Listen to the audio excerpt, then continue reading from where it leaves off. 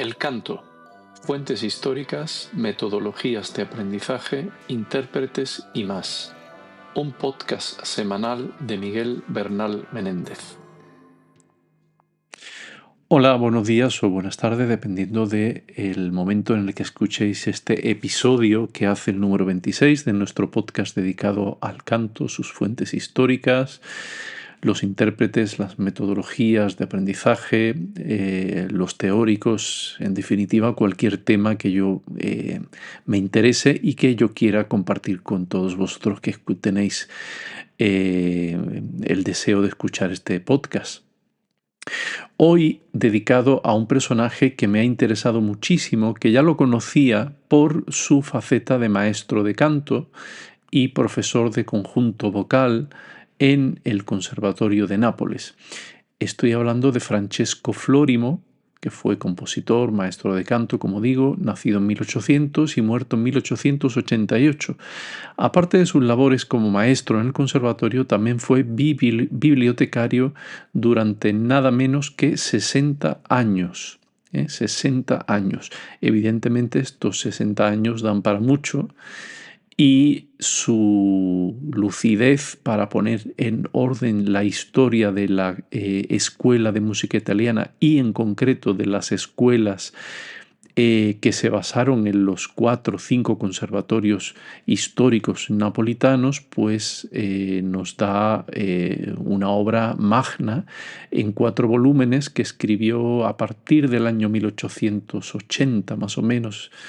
Editò esta escuela, la Scuola Musicale di Napoli e i suoi conservatori, lo que quiere decir la Escuela Musical de Nápoles y de sus conservatorios. Ya sabéis que Nápoles era el centro neurálgico de la enseñanza de la música y concretamente también del canto, puesto que exportó cantantes a todo el mundo conocido, es decir, cualquier músico que se quisiera formar iba a Italia y en concreto a Nápoles. Y de Nápoles se exportaban tanto compositores como maestros, como cantantes, es decir, la gran escuela de los castratos del canto está basada en las enseñanzas y en las ideas, una de las cuales me interesó mucho, que es los mastricelli, los que llamaban en el conservatorio napolitano mastricelli, que no era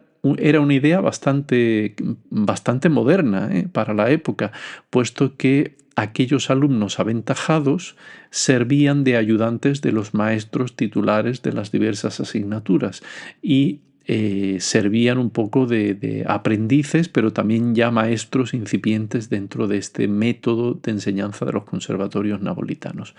Pues bien, en la historia de la música evidentemente se estudia muchas veces en cuanto a las obras y los compositores, es decir, las biografías de los compositores y las obras que dieron a la luz estos compositores, pero muchas veces no se estudia lo que es la evolución de las escuelas musicales y las técnicas que dieron lugar a las obras que hoy podemos tildar de obras clásicas. ¿Por qué se escribía de una determinada manera y cuál era esa tradición? Y evidentemente las tradiciones y los métodos primero estuvieron en la música litúrgica y luego pasaron a los conservatorios, que tenían esa base donde se enseñaba de una determinada manera, entre otras cosas con estos mastricelli. Bueno, pues la enciclopedia de la Escuela Musical de Nápoles y sus conservatorios, que publicó Fantoni a partir del año 1880 más o menos, son 4 volúmenes y quería hacer primero una pequeña revisión de los 4 volúmenes. En el primer volumen aparece un poco las bases de lo que supuso los inicios de la música italiana, empezando con la fundación de las escuelas italianas, los primeros que iniciaron, los flamencos que que fueron a Italia también, de Palestrina a Monteverdi. Este Fantoni nos hace unos cuadros sinópticos que está muy bien, muy moderno y muy visual, ¿no? Para poner las diferentes escuelas de la música italiana. Él divide esta música, escuelas italianas, en la escuela napolitana, la escuela boloñesa, la escuela lombarda, la escuela veneciana, la escuela romana y la escuela florentina. No he dicho que está en italiano, por eso a veces dudo cuando estoy traduciendo directamente. No tengo notas escritas, simplemente estoy leyendo desde el índice de los volúmenes del libro, de los libros de Fantoni. El volumen 2 ya se mete con los institutos de instrucción musical y aquí empieza ya a hablar propiamente de las instituciones musicales que estaban en Nápoles.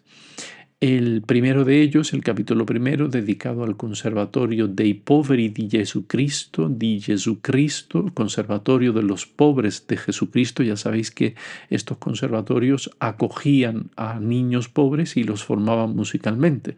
Claro, hay que tener en cuenta que estos niños que luego como profesionales se dedicarán a la música tenían una especie de beca que iban devolviendo a sus maestros en el conservatorio. El segundo conservatorio de los que versa este segundo volumen es el Conservatorio di San Onofrio a Capuana. El tercero, el Conservatorio di Santa Maria di Loreto. El cuarto, el Conservatorio de la Pietà dei Turchini. Ya sabéis que hoy hay un famoso grupo de música clásica napolitana del 17 y el 18 que se llama la Capella de la Pietà de Turchini, que rememora estos orígenes históricos de los antiguos conservatorios napolitanos. Luego está el Collegi Reali in San Sebastiano e San Pietro a Majella, los colegios reales de San Sebastián y San Pedro a Majella, que finalmente fue el único conservatorio que quedó, el Conservatorio de San Pietro a Majella. Luego el capítulo 6 está dirigido al colegio de las donne, de las señoritas, y luego hay un capítulo muy interesante que hay que leer con atención sobre la escuela de canto. Es un poco una crítica al estado actual en ese siglo XIX, finales del XIX, sobre la escuela de canto. Luego habla del archivo musical, las bibliotecas musicales de algunas ciudades de Europa y una cosa también interesante que es el ordenamiento y los métodos de los antiguos conservatorios. Vale, pues básicamente luego se completa este segundo volumen con los documentos y los decretos que dan forma legal a estos conservatorios. Bueno, también interesa reseñar en este segundo volumen cuáles fueron los maestros de música y de literatura, maestros en San Pietro a Majella, por reseñar en cuanto a lo que nos interesa. En San Pietro a Majella en esta época eran 4 maestros de canto, El más conocido, Alfredo Guercia. Luego habla de los maestros compositores que daban clase en los conservatorios.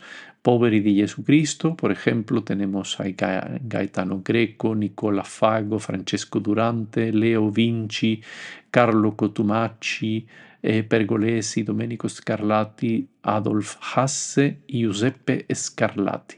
En el Conservatorio di San Onofrio, Domenico Ghizzi, Domenico Tarradellas, Gaetano Lattila, Giomelli, Nicola Piccini, Giovanni Paisiello, Gazzanica, Giacomo Insanguine, Francesco Di Maggio, Rispoli, Furno, Niccolini, Casella, entre otros.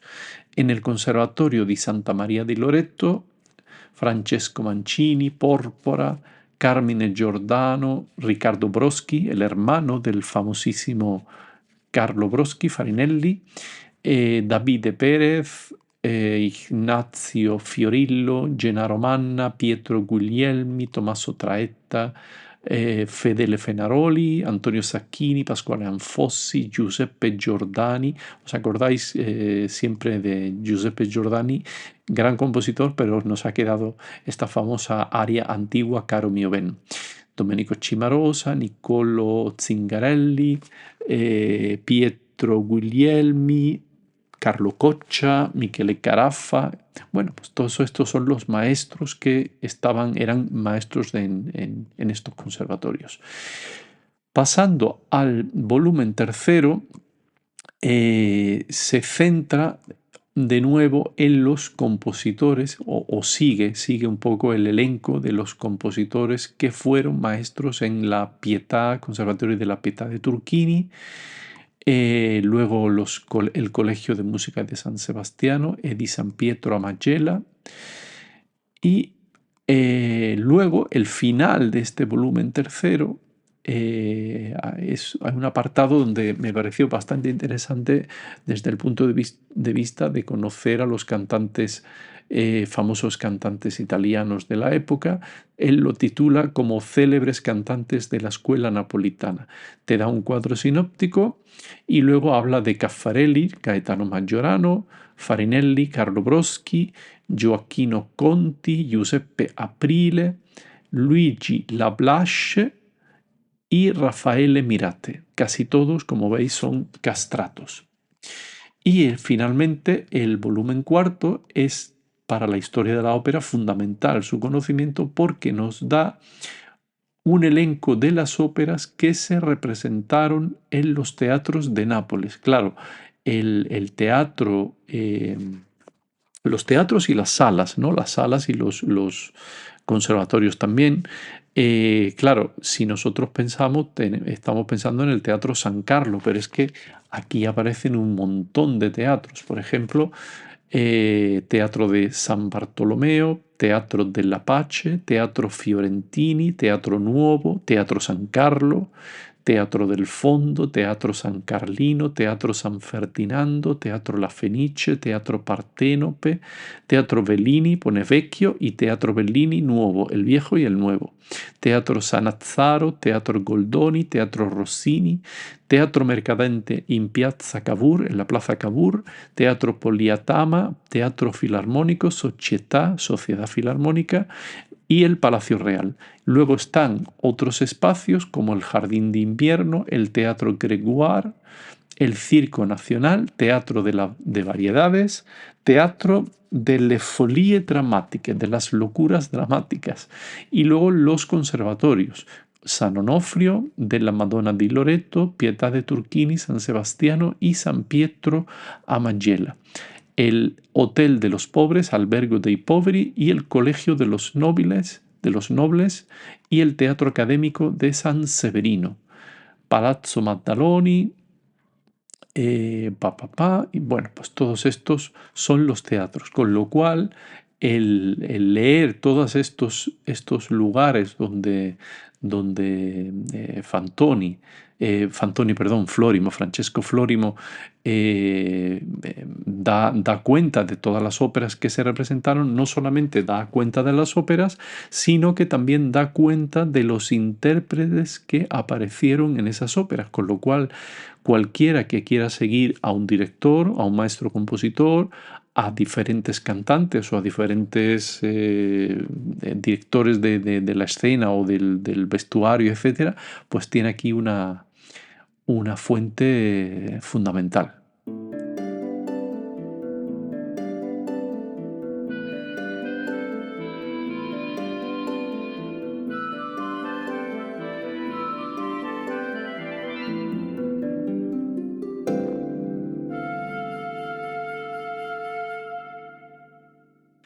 Siguiendo con nuestro amigo Francesco Florimo, como comentábamos en estos minutos que llevamos hablando de su Escuela Musical de Nápoles y sus conservatorios, también previo a esta gran obra tiene un breve método de canto dividido en 3 partes, compuesto y dedicado a Girolamo Crescentini, publicado también en Nápoles en el año 1840. Básicamente es un breve método de canto, no es muy largo, porque también daba clases de canto Florimo, y se lo dedica a su colega y amigo Girolamo Crescentini, uno de los últimos grandes castratos, favorito incluso del emperador Napoleón Bonaparte.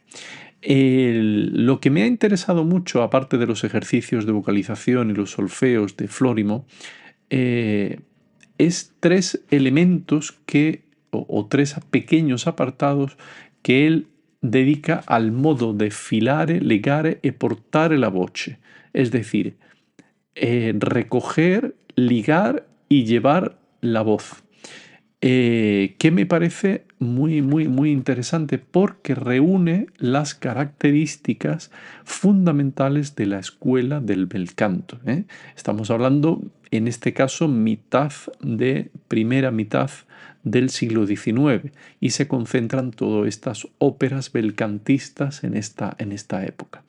Dice en el apartado de filare, legare e portare la voce, dice Florimo: filare la voce quiere decir que un sonido debe comenzarse dulcísimo, ir creciendo hasta la mitad de la nota y llegada a su mayor fuerza, luego debe debilitarse insensiblemente hasta el final y encontrarse en el mismo grado de voz en el que se ha comenzado.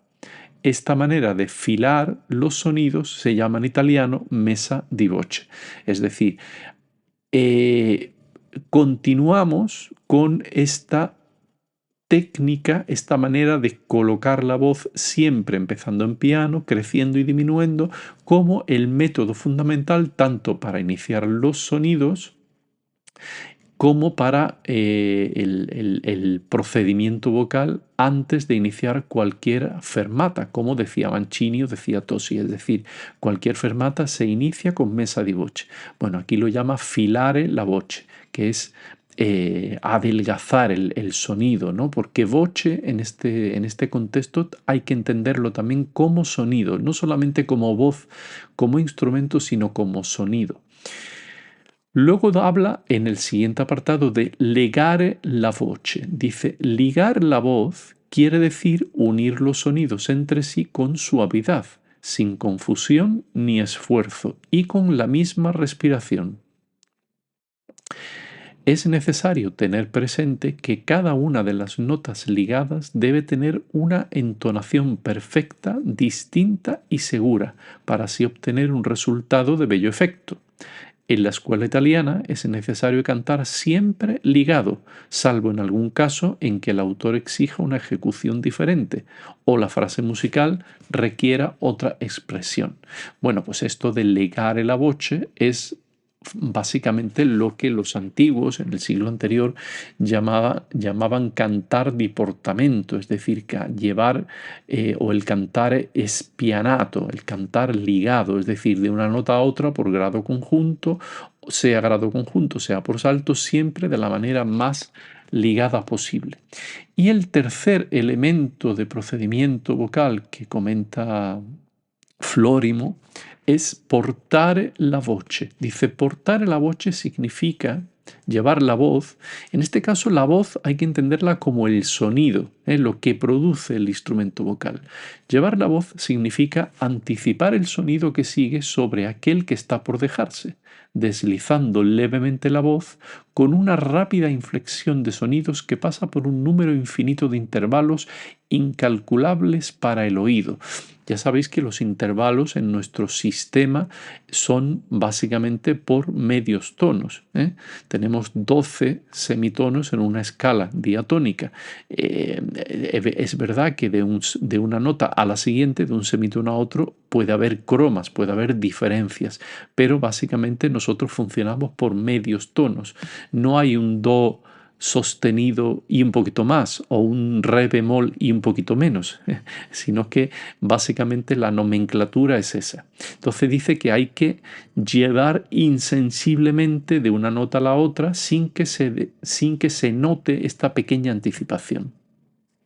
Sigue Florimo. Cuando el portamento de voz se usa con propiedad, añade gracia al canto. Su abuso, por el contrario, vuelve este monótono y afectado. Hay que servirse del portamento de voz cuando las frases del canto ascienden, pero debe usarse raramente al descender porque se vuelve vicioso y desagradable. El muy hábil caballero Crescentini sostiene que el portamento descendente es prueba de mal gusto. Él tolera llevar la voz abajo solo en ciertos momentos de gran expresión o de una expansión de transporte o abandono y al final de algún punto coronado. Punto coronado quiere decir un punto con corona, es decir, con calderón, una parada. Por lo demás, enseña a sus alumnos a cantar siempre ligado. En el portamento ascendente de la voz es necesario pasar del piano al forte de manera suave y ligada. En el portamento descendente, en cambio, hay que pasar del forte al piano para evitar un sonido desagradable que resultaría si se hiciera lo contrario. También es necesario tener presente que la gradación de la intensidad y la disminución del sonido deben distribuirse de manera igual y con suavidad imperceptible.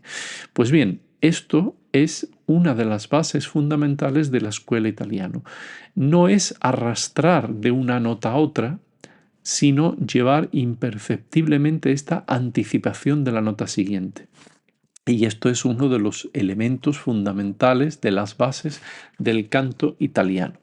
Luego, Florimo sigue con, antes de dedicar la última parte de este breve tratado de canto, habla de le grazie di canto, es decir, de las ornamentaciones. Las gracias hay que entenderlas como ornamentaciones y él las divide en apoyatura, acciaccatura, gruppetto, mordente, notas staccatas, notas sincopadas, el trino y las escalas cromáticas. Todos estos son los elementos que para Flórimo son fundamentales dentro de esta escuela belcantista.